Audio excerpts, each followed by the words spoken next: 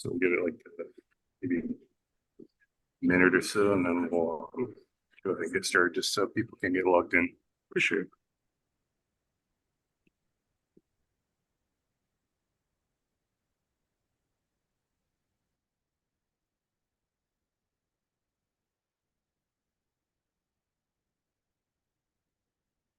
All right, for anyone logging in, we're just giving a little bit of time for people to get logged in, then we'll get started in about a minute.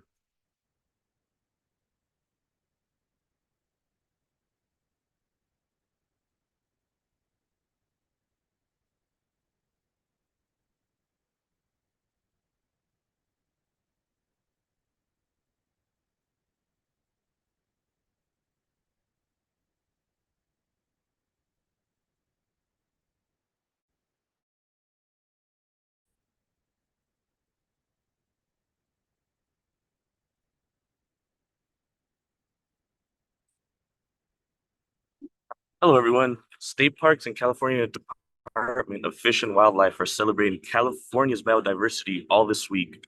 We're lucky to live in a place with so many different types of life. We're also known as a place with a high rate of biodiversity. Yeah, so here at Lake Paris, we have a few types of fish that live in our lake that you're free to fish for if you have a fishing license, and those include largemouth bass, channel catfish, bluegill, rainbow trout, and common carp. So, me and Phil have our own, favorite fish. My favorite fish to fish and admire is a rainbow trout. They're a cold water species. I'm going to show you a drawing of one that I drew. So this is my take on the rainbow trout. He's a male, you could tell by his little sort of hooked jaw. It won't be this hooked in nature, but just to give an idea. So these fish eat aquatic and terrestrial insects and small fish and aquatic invertebrates. They're an important part of the food chain because they eat smaller animals, but also they serve as food for egrets and our national bird, the bald eagle. All right, so I also drew my favorite fish. It's going to be the largemouth bass. You can see here it's got this kind of spiky looking fin on the top. It's one of the ways you can identify it, as well as this kind of dark stripe down its side. And they're native to the southeastern United States, and they were introduced to Lake Paris as well as other bodies of water because of their popularity in fishing. And they're carnivorous. They like to eat other fish. They'll even eat baby bass as well. And they're very strong. They're very vigorous when you hook one, and so that's why they're really popular with anglers. It makes for a really exciting fight trying to reel it in. And they can get really big. They can grow up to 29 inches, which is a fairly large fish. And they like to live in vegetation and other places where they can find cover.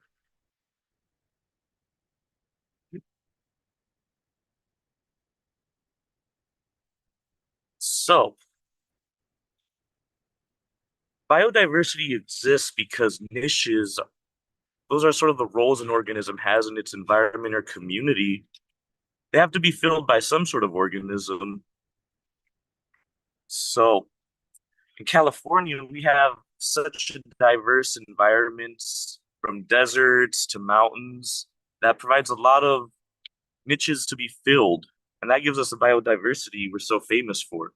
So, for an example, here we have an aquatic ecosystem. And this is just a quick little example of the various roles that are required to keep an ecosystem both healthy and just existing. So, here you could see, for example, fish, and they're going to eat the macroinvertebrates. Sadly, a lot of these niches could be taken out by invasive species. These are animals, plants, insects, or even fungi that have found a new home in a place very far away from their original home. Usually they thrive there because whatever originally kept their numbers in check, be it predators or fish eating them, don't exist in these new areas. That sort of allows them to take over these places. Yeah, one of the invasive species that's been kind of spreading throughout the United States for the past few decades is the quagga mussel. And here at Lake Paris, we're really dedicated to keeping them out of our lake because of the damage that they can do. They're a type of dreissenid mollusk that originated in the Black Sea in Eastern Europe, and they're introduced to the United States by international shipping into the Great Lakes all the way back in like the 1940s. They've been spreading out since then. You can identify them by their stripes. They're about the size of your thumbnail, and they have byssal threads that allow them to attach to things, and that's part of what can cause so much damage when they attach to buoys. They attach to hulls of boats that are being stored on the water. They can clog up aqueducts and power plants, and yeah, they're very expensive to manage once you get a quagga infestation. And that's why every vessel coming into our park has to be inspected for any water or any sign of quagga mussels. So another invasive species that's sort of a big danger is the New Zealand mud snails. These are snails that originate from New Zealand and they're being found in waters throughout America and starting to exist in waters in California. They're sort of dangerous because they provide no sustenance to any fish that eat them. They're just fish waste their energy going out and finding these snails and eating them. They waste more than they bring in. They also multiply to a degree that completely takes over whatever body of water they're found in. Their eggs are so small and they multiply so rapidly that once they're in a body of water, it's essentially lost. So that's another important reason to do these vessel inspections they do here at Lake Paris and other lakes as well. They could live in a variety of substrates and vegetation in fresh, brackish waters, lakes, rivers, streams, and estuaries. They're tolerant of salty water, poor water quality, and they could reproduce in salinities up to 15 ppts. And they could survive in salinities a little stronger than that for short periods of time. The only sort of saving grace is they can't survive in freezing temperatures, but they can survive in water temperatures up to 93 degrees Fahrenheit, which is a little dangerous considering that's what regulates a lot of species is the high temperature waters, and with those being able to thrive in that, it endangers a lot of native species.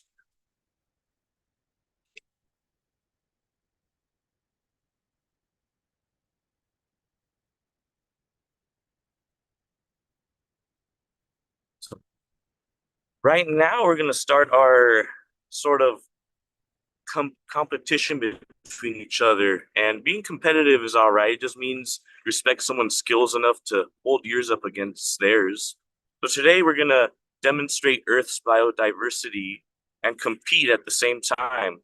We're going to do that by going through a shared experience a lot of humans go through, and that's fishing. So we're going to sort of compete in fishing related skills. And this is fun because there's a direct line between you and the first person who ever fished. So I'm going to show off my fishing rod right now. Oh, this is my little one. I need my normal one. Thank you. So you can see we're going to see a lot of different types of lures and techniques and weights and whatnot. And all that is because of biodiversity. Different fish eat different things. They all require different depths to fish at.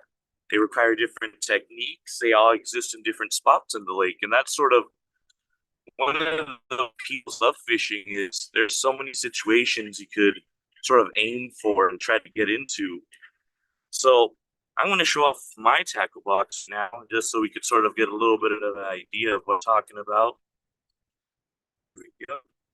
Thank you. So this is my tackle box. In it, have my little rainbow trout. I have my little crawfish lure. Boop. So, and then I have different weights as well. And why is that? Because different fish, you're going to want different.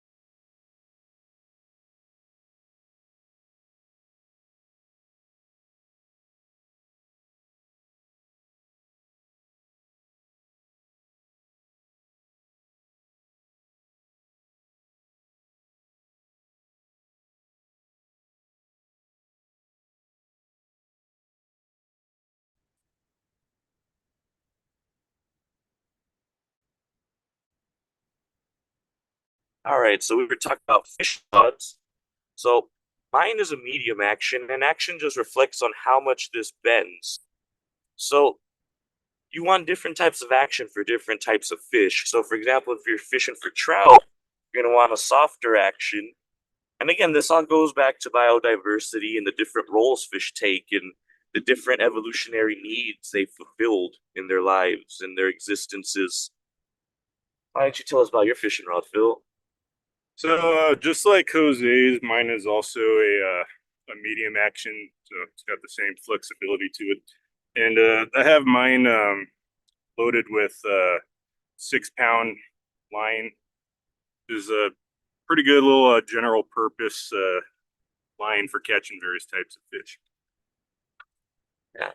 And just like other animals, fish are adapted to eat diverse things. Like adult bass will eat other fish.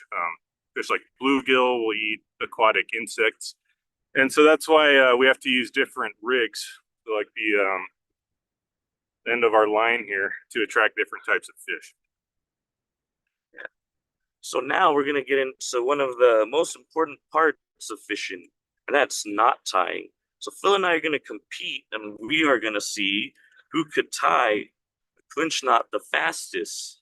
So we're going to have our animal friends hand us our ropes. Thank you. Did you get my fishing rod for me, Bobcat? Thank you. Oh no. So, do you have your eyelet, Phil? I do. Let me get my eyelet out. Where did I leave my eyelet?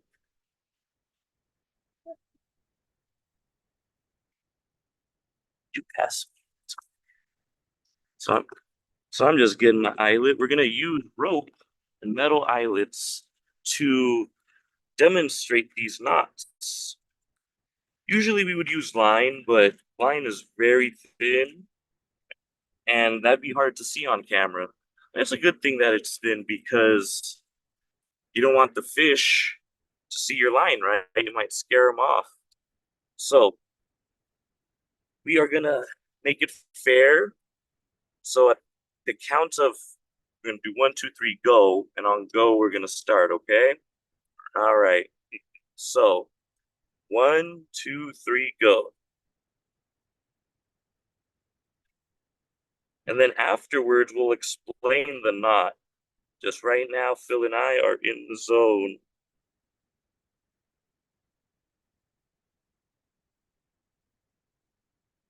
Oh, Phil won. Well, that's round one. Thankfully, we have 2 rounds in this one. So we'll explain what the clinch knot is on. So what it is, it's your general sort of fishing knot. Here it is, it's a poster of it. So what you're gonna do is you're gonna start, you're gonna loop around your knot. Well, the eyelet you're gonna be using. The eyelet is the top of the hook right here where you put your line through. And then you're gonna twist 4 to 7 times. I like to do 7. That way, in case I mess up, I at least have 4. Then you're gonna bring your line all the way down through that loop you created. And then you're gonna create almost a teardrop shape right here. So you'll bring that tail end through here, and then you'll tie it. You'll tighten it, bring it down, and it should look like this, nice and pretty. And then you cut off the tag end, and you have a clinch knot. So that's what Phil and I are competing with right now. And we are gonna go again. Okay, so to make it fair, Phil will tell us when to go this time. On go? All right. Okay. 3, 2, 1, go.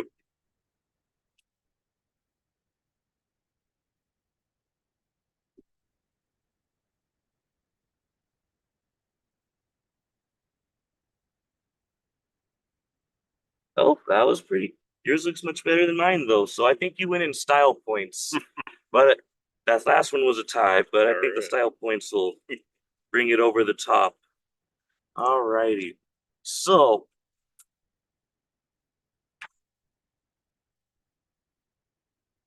the next line we're gonna sort of practice, not line. The next knot we're gonna do is a marriage knot.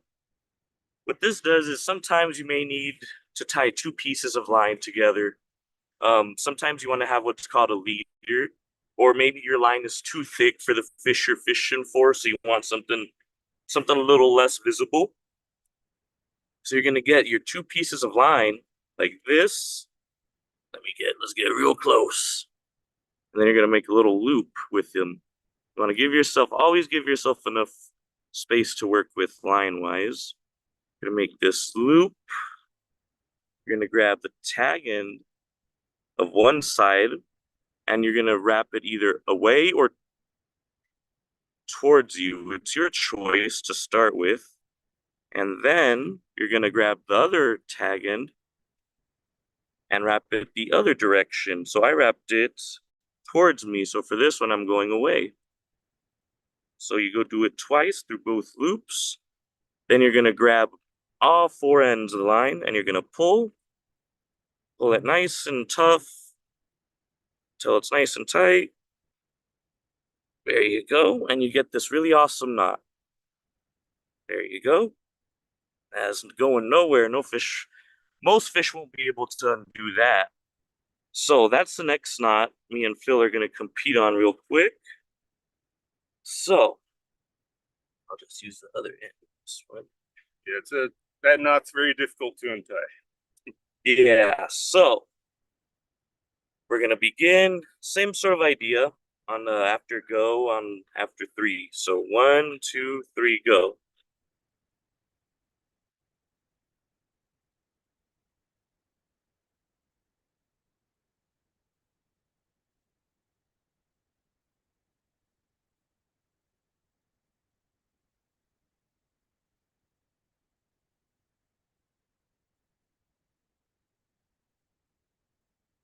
All righty. Looks So like I I got able this in that one. round. Okay, so now final knot tying round.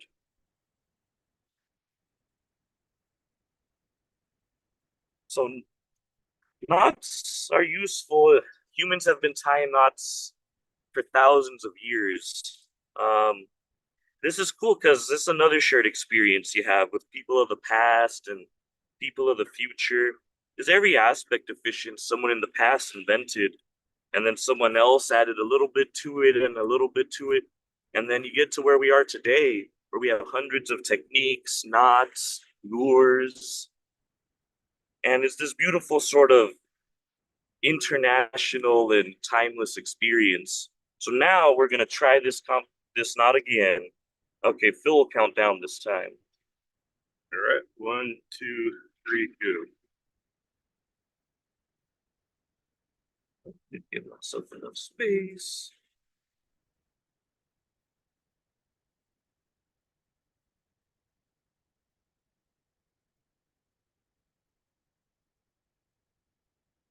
Oh man, Phil breezed through that one. Okay. Let me come in, let me finish up. Gotta cross the finish line. Here we go. There we go. Boop. All righty. So looks like Phil took the knot tying 3-1, but that's all right.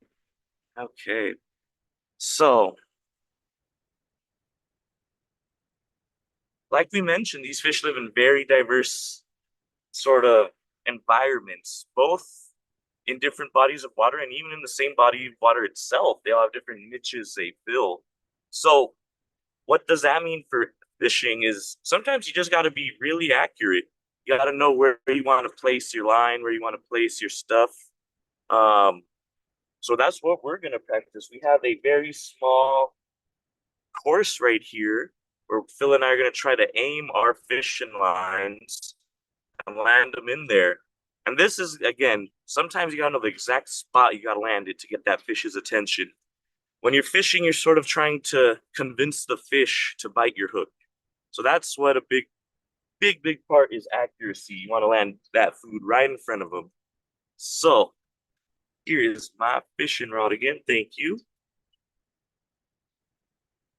So Bill and I have tied little red ropes onto here so you could see us when we cast these. And we're going to try to aim for these hula hoops right here. So we're going to get 5 tries. And then we're going to see who gets the best score out of that. So, an important thing when you go fishing is to always look over your shoulder. Always look around. You don't want to hook someone or whack your best friend. So I'm going to look around. There's no one behind me. Mind our Yeah, camera. except all of you.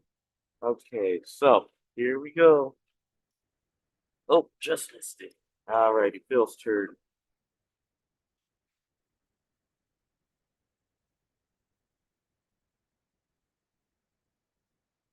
Alrighty. Here I go again. Okay, let's do that golden one. Ooh, Nice. I made that. That's 1 point.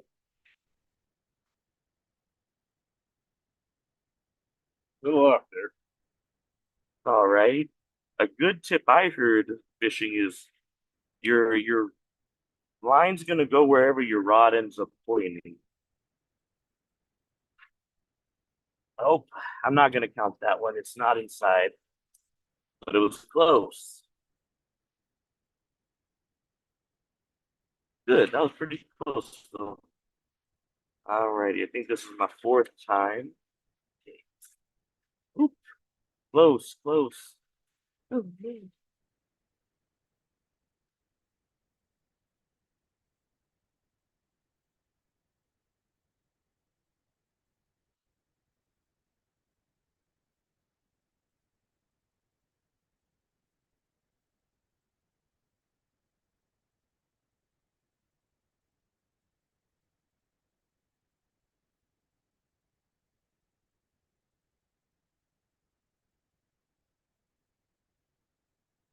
And landed on this last one.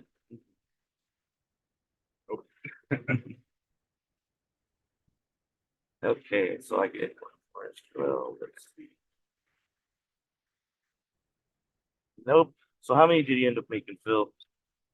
None. None. All right. I made 1. This is why. This sport is much more difficult than it appears. So it looks like I took that round. So what's cool about fishing rods is the science behind them. So I'm gonna let Phil talk a little bit more about that. Yeah, so fishing rods, you can see how it's a very long tool, right? And that gives you a lot of leverage when you're swinging this thing forward. So you can really get that line out there if you have a lot of weight on it. And this is all going off of like scientific principles that were discovered in ancient times. So long ago, in fact, that there is a ancient hunting tool that was used as far back as 30,000 years ago that operates on the same idea. So we have that right here. It's called an atlatl, and it's used to throw long spears like this one. So just like how on Jose's fishing rod here, we have his rigging right here at the end, and the grip is down on the other side. Same thing here. We have our grip And then you can kind of think of this bone here as the end of your rod. That's where you're going to attach your spear. And so just like with the fishing rod, you can cast a spear over a long distance just by having this extension to your arm. You can think of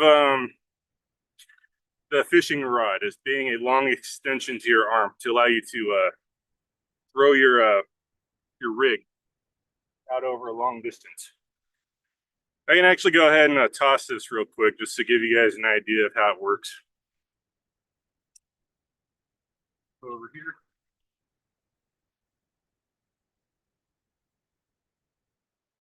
Hopefully I don't lose my spear in the brook.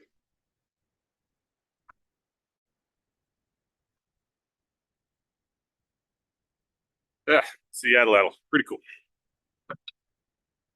Yeah, so it's cool because these devices, these inventions were built around the human hand, around the human brain. So we're very specialized in our ability to both throw stuff and make these tools like extensions of ourselves. So right now, we're going to take advantage of this science. Phil and I are going to have a casting competition.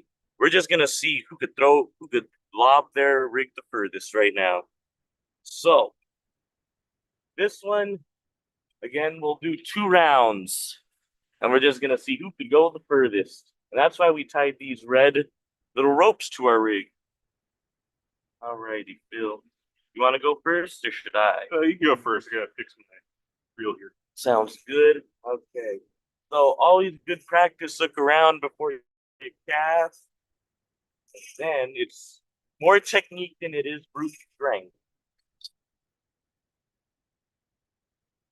Looks like I got a little knot in my eye. Let's see if I can fix that.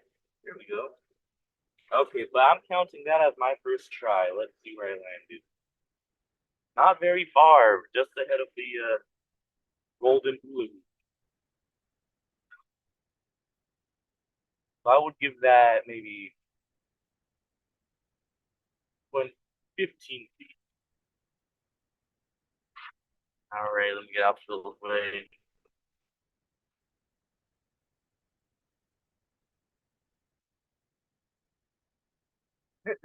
Yeah, so sometimes your reel can get a little messed up here. So I might have to forfeit this round. You know what? Don't feel bad, Phil. I think I'm fighting an issue like that myself right now. Let's see if I can get further than.